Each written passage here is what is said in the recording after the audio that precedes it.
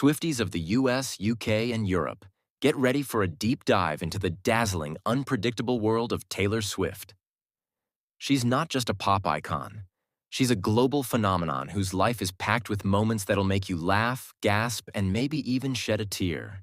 From shaking cities with her concerts to writing novels as a teenager, Taylor's story is a roller coaster of surprises that proves she's more than just chart-topping hits.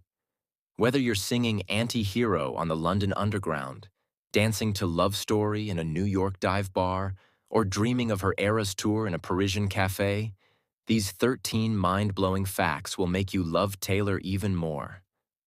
So grab your glittery merch, crank up your favorite Taylor track, and let's unravel the magic of the woman who's rewriting what it means to be a superstar.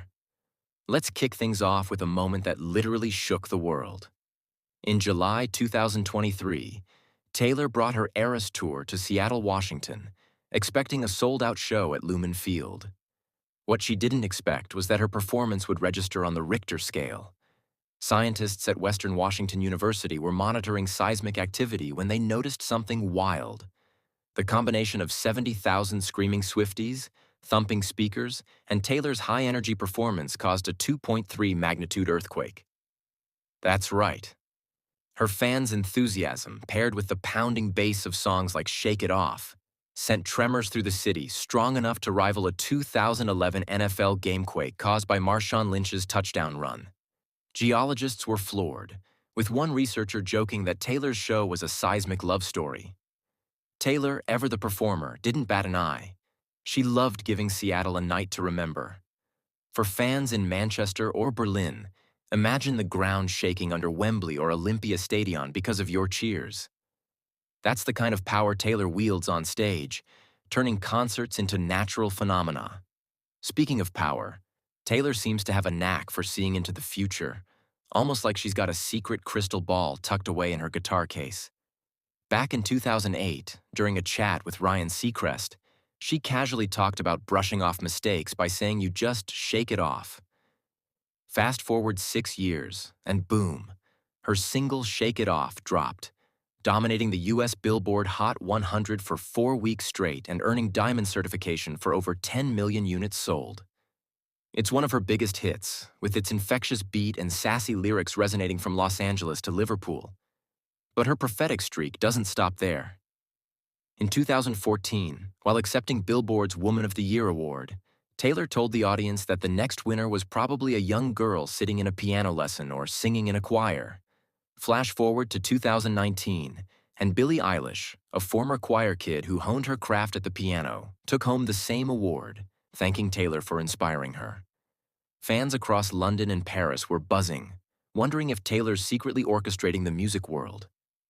Whether she's predicting chart toppers or future stars, Taylor's foresight is as sharp as her songwriting. Before she was predicting hits or shaking cities, Taylor's life started in a place far from the glitz of Hollywood or the buzz of London's music scene. She grew up on an 11-acre Christmas tree farm in Reading, Pennsylvania, a small town 800 miles from Nashville's country music hub. Her dad, Scott Swift, balanced life as a Merrill Lynch stockbroker with tending pines, while young Taylor soaked up the festive vibes. This explains her obsession with Christmas. She starts decorating her sprawling mansions as early as September, stringing fairy lights and sipping hot cocoa while planning her next album. Imagine her in a cozy sweater, humming "You Belong With Me" as she arranges ornaments. It's a far cry from the stadiums she fills today, but that rural upbringing shaped her love for storytelling. For UK fans dreaming of a Cotswolds escape or Europeans picturing a German countryside retreat, Taylor's tree farm childhood feels like a wholesome, relatable route to her billion-dollar empire. Taylor's empire isn't just about music. It's about heart. During her Eras tour, she proved she's as generous as she is talented, giving away a staggering $50 million in bonuses to her crew. Truck drivers who hauled her massive stage setups across the US got $100,000 each, a thank you for their late-night drives from Chicago to Los Angeles. Backup dancers, security guards, and sound technicians didn't miss out either. Taylor dipped into her personal fortune to hand out checks worth hundreds of thousands. Her management team raised eyebrows, warning it might not be the best financial move. But Taylor didn't care. She knew her crew made the Eras Tour's magic possible, from the dazzling lights to the flawless choreography. It's a real-life embodiment of her song, The Man, where she sings about running the show with confidence and power. Her flair for performance wasn't always aimed at music, though. As a kid, Taylor had her sights set on a different stage, Broadway. Growing up in Pennsylvania, she'd drive hours to New York City every week, auditioning for musicals like Annie or Wicked, her heart set on belting out show tunes under bright lights. She took vocal and acting lessons, pouring her energy into landing a role, but the casting calls never came through. Instead of giving up, Taylor pivoted, channeling her theatrical passion into songwriting and guitar. Taylor's storytelling goes beyond music. At just 14, she wrote a novel called A Girl Named Girl, a surprisingly mature story about a mother who longed for a son instead of a daughter. Fans were stunned to learn a teenager crafted such a deep narrative, and the manuscript remains locked away at her parents' house in Pennsylvania. She's teased that it might never see the light of day, but it's proof her lyrical genius was brewing early. Imagine a young Taylor scribbling in her notebook under the glow of Christmas lights, weaving tales as intricate as her songs. Her generosity doesn't stop at her crew. Taylor's Eras Tour is a juggernaut, grossing over $1 billion, but she's using that wealth to make a difference. In San Francisco, she made the largest single donation ever to a local food bank, enough to provide meals for 500,000 people a month. In Seattle, she gave 100,000 pounds of fresh produce to Food Lifeline, ensuring families had access to healthy food. Denver saw her donate 75,000 nutritious meals to a local charity. Then there's her obsession with the number 13, a digit most consider unlucky, but Taylor calls her charm. She was born on December 13, 1989, and turned 13 on a Friday the 13th, setting the stage for her love affair with the number. Her first album took exactly 13 weeks to go gold, and her first chart-topping song had a 13-second intro.